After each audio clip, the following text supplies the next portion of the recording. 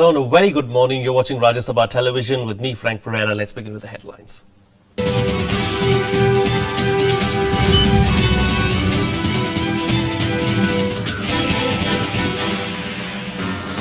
Congress releases its manifesto for Lok Sabha polls, promises jobs, houses and healthcare, claims 8% growth rate in 3 years. Opposition parties criticize the Congress manifesto. BJP claims lack of credibility. Others say it's full of old promises. Well, it was a day of political campaigning across the country yesterday. Narendra Modi, Lalu Prasad and Nitish Kumar addressed rallies. And a day after his expulsion from the party, former DMK leader M.K. Alagiri says that he will not contest in the Lok Sabha polls.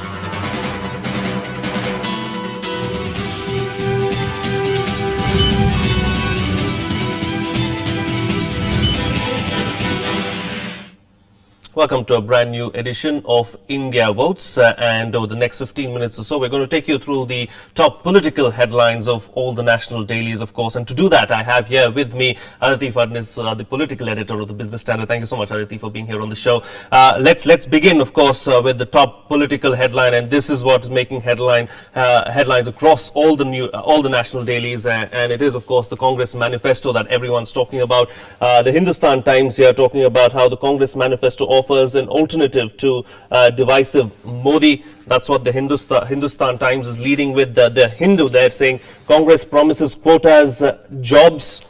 The Times of India here, of course, Congress balances welfare talk with outreach to India Inc. And the Indian Express also going with an alternate headline, but pretty much the same story, of course, talking about how Rahul reminds BJP of 2004, says its campaign bubble will burst. Aditi, what do you make of the Congress's manifesto? It's quite an interesting document. It offers growth, but tilts towards equity. So there are elements of social social equity offered by the manifesto, as well as economic equity. So right to health, the Congress says that it will increase its our budgetary outlay for health by 3% of the GDP. To 3% of the GDP, and it will offer free homes to those who are poor. So there's a bag of goodies for the very poor and the poor, but for those who are poor but are aspirational, it says we will take you to the middle class. For India Inc., there is some amount of offer. For instance, they've said that they'll set up a new environment impact and assessment authority. So in that situation, what the role of the environment ministry will be, nobody seems to know. Similarly, they have said that they'll set up an envoy to bring back black money. Now, the problem with bringing back black money is not the non-existence of an envoy. Yeah. And there are other such innovative interventions. These are all welfare schemes. Now, is the Congress banking too heavily on these welfare schemes? Well, I don't know if they're banking too heavily, but certainly they're banking on welfare schemes. And if this manifesto comes, if the Congress comes to power, social security spending, social sector spending will go up by leaps and bounds, which in the eyes of financial analysts is largely inflationary. So it would be no exaggeration to say that this manifesto could be an inflationary document. Now the BJP has gone all out and criticized this document. They've said that the Congress lacks credibility. They have not delivered on any of their promises in the past. So how do we trust this? No, I think you need to be realistic about this. Many of the things that they had promised in their previous manifestos, they have delivered. RTI was a Congress promise, which they have delivered. BJP never talked about RTI. Similarly, right to information, right to food, the Food Security Act, right to education, all these things have been delivered. The question is, does the Indian state have the nerves and the sinews to actually roll out all these programs? I mean, we know that right to education is a fundamental right now, but there are many children who are still out of school. So that's because the capacity is not there to deliver. True, and it's not a very simple thing when we are dealing with so many people as well. The population of India is rather very sizable. Not only that, there is a disincentive in the form of child labor to send your child to school. The Congress has tried incentives, and I think it's in the right direction. Okay. But I mean, BJP will say, of course, it's job of the opposition Yes, party it to is. criticize the manifestos. Let's talk about another aspect of the same story. Of course, here the Indian Express talking about how Rahul reminds the BJP of 2004, says its campaign bubble will burst. That's what the media was talking about as well initially when Narendra Modi came to the fore with all gusto. Of course, the media is saying that Modi's bubble is going to burst. There's going to be overexposure. The Congress also talking about the similar things. Of course, do you believe that's going to happen? Well, I mean, in 2004, it's true. I mean, he was cocking a snook not just at the BJP, he was also cocking a snook at the media, which had predicted incorrectly that the BJP will be back in 2004. Yes. It wasn't. And then again in 2009 when it wasn't. So he is saying that ideas of getting rich quick only move a certain section of the population. Another section just needs to have a helping hand. It needs some assistance in getting in becoming I wouldn't say wealthier, but becoming self-sufficient. And that is what the Congress is banking on. All right. On the whole, as I said, it offers growth, the manifesto, but it tilts towards equity. Okay, it offers growth but tilts towards equity is how Aditi is analyzing it. Of course, let's move on to the other headline, of course, or the other story that's making headline across newspapers. Modi targets Kejriwal, AK-49, an agent of Pakistan, is what he's gone on to say. That's the headline that Indian Express is going with. The Hindustan Times also, they're talking about this. Namo returns fire, calls Kejriwal Pak agent AK-49. And even the Times of India, of course, has that particular story. Kejri, Antony, agents of Pakistan is what Modi is saying, is what they are going with. And even, of course, the Hindu talks about it as well. I mean, we're going to see a lot of this in the coming days, aren't we, Aditi? I mean, and this is just the beginning of it. And let's not forget, Arvind Kejriwal is someone who likes to strike back as well. He's not going to go down quietly. Well, first, let's just look closely at what Modi is saying. He is saying that Arvind Kejriwal is tilting towards the Muslims. By talking about Kashmir being a new referendum taking place in Kashmir to decide its status.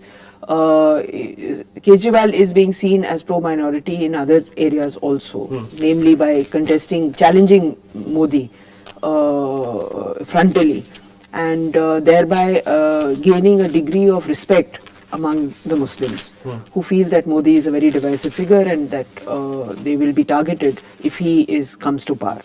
So basically what Modi is saying is calling Arvind Kejriwal's bluff and saying that, look, we know what you are and this is what you think, we think you are. Now we have to see how Kejriwal reacts to this. He hasn't really reacted in a frontal fashion yet. He's only talked about whether it's good or bad or whether it's appropriate for a prime ministerial candidate to do this. This is the same as saying that it's not appropriate for Kejriwal to sit on a dharna on the roads. So that's no argument. It's not a political argument. So we have to see politically how he responds now. But we're going to see a lot of this, aren't we, in the next few days or so? A lot of mudslinging, of course. Yeah. And that's how is it going to get ugly this time around? Well, it's hard to say, but I would not call this particularly terrible mudslinging. I mean, no, but in the coming days, because we've seen it in the past, we've seen it happening in the past, we've seen it with the Congress and the BJP in the past, of course. But do we see that now happening in the next few days? I think as desperation mounts, things will become rather sharper. The attacks will become sharper, and that could we could call. I mean, that could edge on. I wouldn't say indecency, but a certain use of words and phrases which we don't otherwise get to see. Okay, talking about the minorities, of course, here's a headline from the Times of India. Big turnout, cheers for Modi. Curious Muslims size him up. Are the minorities now looking at the BJP and Modi in particular as an option? Are they saying, okay, let's give him a chance, let's see what's happening there with the BJP? Well, the BJP would like us to believe that, but I don't believe that for one moment. I mean, I don't think there is any minority, barring possibly the Bohra Muslims in Gujarat, who are looking at Narendra Modi with anything other than trepidation and fear. So, because of the record he has left behind, because of the kind of things that he's saying, and how does he work around this image? I think if he comes to power, the first thing he should do is not stabilize the economy, not reassure the country, but reassure the Muslims, because I think they are the. And how does he do that? I don't know. It's it's his job to figure out how he should do this, but that is what will give a lie to the pervasive fear among not just minorities but also ordinary people, ordinary Indians, who treasure this idea that the state has to be protective of those who opted to stay with India when India was partitioned. Okay. Now, Arun Jaitley, of course, speaking to the Hindu, has said no question of replacing Modi. This is something that they keep saying. Of course, they have made it very clear by denying Jaswant Singh a ticket. They have made it very clear by ensuring that L.K. Advani does not get his preferred choice of ticket as far as the constituency is concerned. So there's no doubting that Narendra Modi is going to be their man. And come the elections, or after the elections also, if there is a chance of a coalition as well, they're not going to listen to too many of these smaller parties, are they? The fact that they are denying it so vociferously suggests that there is a group in the party which is thinking of this. And this is supposedly the 160, the club of 160, which feels that in the party that if Modi is not able to strike a reasonable number, then changing the face of the prime ministerial candidate may achieve their objective. This doesn't really happen in practice, but the fact that they have to keep denying the fact that they are not going to replace Modi suggests that there is a group which is saying that he could be replaced. Okay. And finally, of course, there's the Hindu talking about Karunanidhi now. Karunanidhi says, I'm willing to forgive the Congress, is what the DMK patriarch Karunanidhi has come out and said. He has said that if the Congress party men regret what they had to say about Kannimuri and A. Raja, he is willing to forgive the Congress. Now, what kind of a signal is he trying to send from there? I think there is a regime of isolation in Tamil Nadu. And every party is feeling the brunt of this isolation. So I think some rapprochement is attempted. M. Karunanidhi is one of the shrewdest politicians in the Indian spectrum. And he says nothing without some meaning attached to it. So if he is trying to reach out to the Congress, it would suggest that he's, it's too late now to do a seat adjustment, but he's telling his cadres that in order to prevent Jayalalitha from coming to power, we will consider a renewed arrangement with the Congress. Now, whether this will work, I really don't know. I don't think so.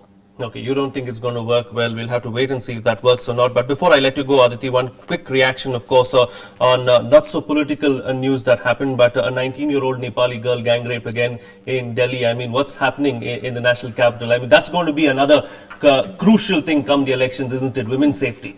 This is so distressing. I mean, it's not that people were not raped earlier. This is all news which is hitting the headlines. But, I mean, any rape, known or unknown, is a shameful thing. It shows a mirror to a very, very despicable tendency of domination in people's mind, a kind of a feudal idea, and also a sense that of inferiority. So you have to assert your power over in terms of gender in a different way. This only means that women are getting ahead faster than men, and the men are getting really panicky about this. Okay. How much of a factor do you believe women's safety is going to be in these elections? A very important factor. So I don't think there's any party which will say we don't want women's safety. But if they are empathetic to it and empathize with women and say, look, we don't think you need protection, but you do need a hand which you can hold when people kick you around, then that party will have a certain outreach to women.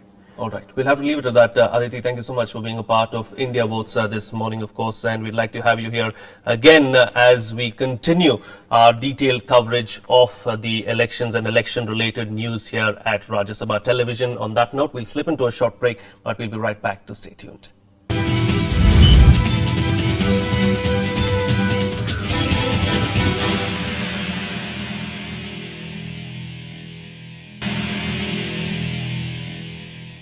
Welcome back. You're watching Rajya Sabha Television. Well, the Mahatma Gandhi Rural Employment Guarantee Act, better known as Manrega, was hailed by the UPA government as the largest and most ambitious social security and public works program in the world. But since its enactment in 2005, the program has been riddled with implementation and corruption issues. Even alongside the huge positives it offers, it has raised a slew of question marks. Here's a report.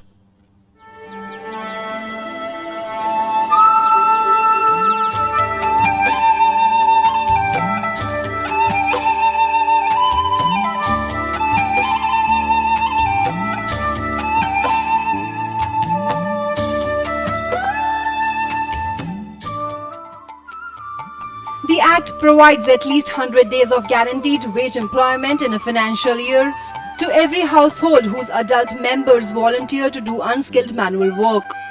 The government claims that as per the 2011 census, about 60% of the villagers have benefited from the scheme at some point or the other. The statute is hailed as the government's most revolutionary step. MNREGA जैसी योजना दुनिया में आज कहीं नहीं है। इसने रोजगार की गारंटी को एक तरह से आम ग्रामीण गरीब का हक बना दिया है। मानव इतिहास का सबसे बड़ा रोजगार कार्यक्रम है और इसमें जो हमारे सबसे गरीब लोग हैं उनको जो उनकी कमाई में बढ़ोतरी हुई है, जिस तरह से वेजेस में इंक्रीज हुआ है, वो शायद हमारे देश के इतिहास में कभी पहले नहीं हुआ था। But the positives haven't been felt by all. Things don't take off the way they should have in some states. Reports of corruption, misuse and mismanagement have dogged the program. Gaps have been pointed out between planning and implementation. Problems have also arisen around wage disbursal and unemployment allowance. तो इसमें कोई संदेह नहीं है, ये scheme का अच्छा implementation होना चाहिए, सरकार कोई भी हो, लेकिन इसमें सुधार करने की आवश्यकता है, उसमें ज़्यादा ट्रांसपेरेंसी लाने की आवश्यकता है, उसमें डाइवर्शन लीकेज जो लोग अभी कहते हैं पब्लिक उसका ऑडिट होना चाहिए. But in the overall outlook, the larger positives have prevailed. Besides support to the poor and villagers, the scheme has helped stem an exodus from villages and paved the way for their development. Agriculture and land fertility as a whole has benefited. As for the large shortcomings, what this landmark program needs ahead is a learning from experience and a harnessing towards better things. Arvind Kumar Singh's report for Rajya Sabha TV.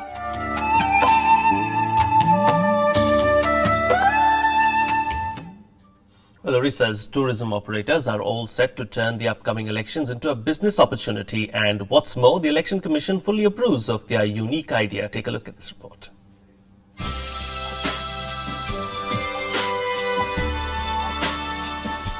Tourist operators in Odisha are finding the upcoming elections a good time to try out a new experiment. They're selling election tourism packages. Visitors to the state will be taken on tours designed to capture the election excitement. This 2014 elections with so much of campaigning going on with parties, we thought why not we give an experience of the democratic process, the largest democratic process of electioneering in the country, coupled with the vibrant culture of the state.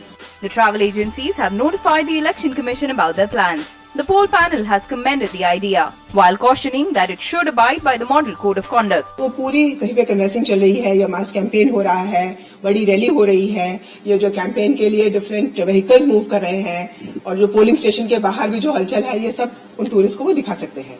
तो इसको हम भी प्रोत्साहन देते हैं कि अगर वो इलेक्शन प्रोसेस को भी दिखाना चाहें टूरिस्ट को, तो ये बहुत अच्छा इनिशिएटिव है. Odisha's tourist operators will be finding out just how interesting will visitors find the state's elections. Although the election tourism experiment has been earlier tried in Gujarat as well, operators say it had a great deal of success there. Panchanan Mishra's report from Bhubaneswar for Rajya Sabha TV. One of the major issues that will most likely have its impact on the outcome of the poll is inflation. Rising prices have been a cause of concern for the people for the last few years. In Jammu and Kashmir too, this issue is pretty dominant. People in the valley say that they will choose a leader who can address this problem. Here's a report. As India heads for the Lok Sabha elections, issues like corruption and inflation remain some of the core concerns. Residents of Jammu and Kashmir are no exception. The voters demand a solution to the crisis of the common man. They are also pressing for politicians who can address these issues. हम लोग यही चाहते हैं कि अच्छा आदमी आए. कोई इतनी महंगाई हो गई है, बिजली पानी सब महंगा है, पेट्रोल डीजल, कोई सुनता नहीं है गरीब आदमी की. हम तो यही चाहते हैं कि अच्छा आदमी हो, हम उसको वोट डालें. आजकल सबसे बड़ा मुद्दा पहला तो भ्रष्टाचार का है. भ्रष्टाचार बहुत हद तक हो गया. किसी भी दफ्तर में जाना हो, किसी ऑफिस में जाना हो, भ्रष्टाचार के बिना काम नहीं होता है. पैसे दे दो तो काम होता है, ये तो एक फाइल को एक जगह रुकी रहती है, वो जब तक पैसे नहीं तो फाइल आगे जाती नहीं है. दूसरा महंगाई का मुद्दा है. आए दिन पेट्रोल डीजल के दाम बढ़ जाते हैं, तो पेट्रोल डीजल के बाद दाम बढ़ने से खाने पीने की चीज़ों को असर पड़ता है, वो भी सभी महंगी हो जाती हैं. तो हम तो चाहते हैं कि कोई ऐसी सरकार आए जो इस पे लगाम लगाए, भ्रष्टाचार पे लगाम लगाए. Lok Sabha polls will be held in 9 phases staggered between 7th of April and 12th of May, and the results will come out on 16th of May. Kashmir will go to polls in 5 phases starting 10th of April. Bureau Report, Rajya Sabha TV. Well, Chandni Chowk may be Delhi's smallest constituency in terms of area, but being Union Law Minister Kapil Sibbal's seat, it gives it a high stature. The seat has always seen a two-way contest between the Congress and the BJP, but the entry of the Aam Aadmi Party has ensured it will be an interesting fight this time around. Chandni Chowk, or the Moonlit Square, is one of the oldest, busiest and most famous areas of Old Delhi. Also known as the Walled City, Chandni Chowk is embellished by historical monuments like the Red Fort on one side and religious centres like the Jama Masjid and Shishganj Gurudwara on the other. But encroachment, illegal construction, traffic jams and a lack of cleanliness are a major blemish on this otherwise beautiful and historic part of Delhi. सबसे ज्यादा problem ये traffic jam की है, जो आज तक उसका किसी ने हल नहीं निकाला. उससे भी बड़ी प्रॉब्लम है पुरानी इमारतें जो है, जर्जर इमारतें हैं. हमारे यहाँ के कपिल सिब्बल जी 10 साल से यहाँ सांसद रहे हैं, लेकिन आज तक उन्होंने यहाँ किसी भी प्रकार का कोई भी विकास नहीं किया है. In 2004, Congress's Kapil Sibal won the seat, defeating BJP candidate Smriti Irani, and in 2009 he retained it by defeating BJP's Vijender Gupta. Locals allege that Kapil Sibal's busy schedule as a union cabinet minister doesn't leave him with any time to address their problems. Chandni Chowk के साथ मुझे लगता है कि अभी तक न्याय नहीं हुआ है. चांदनी चौक हिंदुस्तान की रूह है. हिंदुस्तान का इतिहास बिना चांदनी चौक के नहीं लिखा जा सकता. वक्त आ गया जब चांदनी चौक को इंटरनेशनल मैप पे ले जाया जाए. 10 साल के अंदर उस कॉन्स्टिट्यूएंसी को जितना मैंने समझा उसको इग्नोर वगैरह किया गया है. उसकी प्रॉब्लम्स को स्टडी करेंगे, लोगों से समझेंगे, उन पर गंभीरता से काम करेंगे. But in his defense, Kapil Sibal lists out his achievements in the area, and as union minister, he is confident the people of his constituency will acknowledge his good work and vote for him. Under pass हुए हैं, over bridges बने हैं, metro की सुविधा आई है, तो वो तो प्रदेश के स्तर पे काम हुए हैं. अच्छा, और जो राष्ट्रीय स्तर पे काम हुए हैं वो भी हमने किए हैं, चाहे वो राइट टू एजुकेशन हो, चाहे वो लोकपाल बिल हो.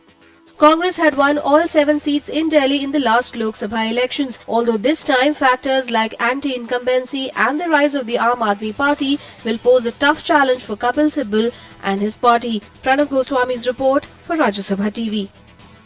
Well, Kerala's capital, Thiruvananthapuram, is dotted with posters with pictures of its sitting MP Shashi Tharoor seeking a second term. The congressman is touring the state in a hectic schedule ahead of the April 10th polls. Our correspondent Kriti Mishra tracked his election campaign. Let's take a look. We are at Thiruvananthapuram to track the election campaign of sitting MP and Union Minister and also Congress's candidate for the upcoming polls, Dr. Shashi Tharoor. Dr. Tharoor, what's the agenda for the day ahead? Well, today is what we call Pariyadnam, where it'll basically be jeep top campaigning. We are going to one of the rural parts of our constituency. It's called Parashala, near the Tamil Nadu border. And I'm first heading off in my own car. The campaign vehicle is waiting there, and accompanied by the MLA and sometimes by other local leaders, I'll go through the constituency till 10 o'clock at night, meeting different groups of people, being received by them, saying a few words, length of the speech will depend on the size of the audience and the time available, because we always run late. And then at the end of the day, come back. That's the scenario. Minister of State for Human Resource Development, an author, a columnist and former official at the United Nations, Shashi Tharoor has donned many hats. On his electoral debut in Thiruvananthapuram in 2009, he defeated his CPI rival P. Ramachandran Nair by nearly 1 lakh votes. This time, he will be defending his seat. He is on a campaign trail in Kerala. Tharoor started by visiting the Ambari area of Thiruvananthapuram, waving and greeting the people throughout his roadshow. Tharoor highlighted numerous achievements of his government. Women in Kerala, the state with the highest gender development index, play a vital role in determining the political fate of the candidates. And Tharoor does not forget to mention his contribution for the betterment of women.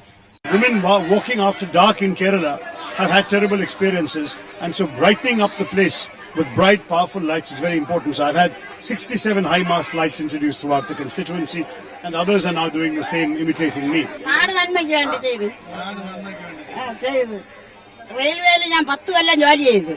Parasala is one of the prominent towns in Thiruvananthapuram district of Kerala. Situated at about 30 kilometers from the capital, the place was not well connected with railways. But now it has agreed in principle to schedule stops for 3 trains at the station. Tharoor takes the credit for the development and says the new facilities are only the beginning of various development projects in the town.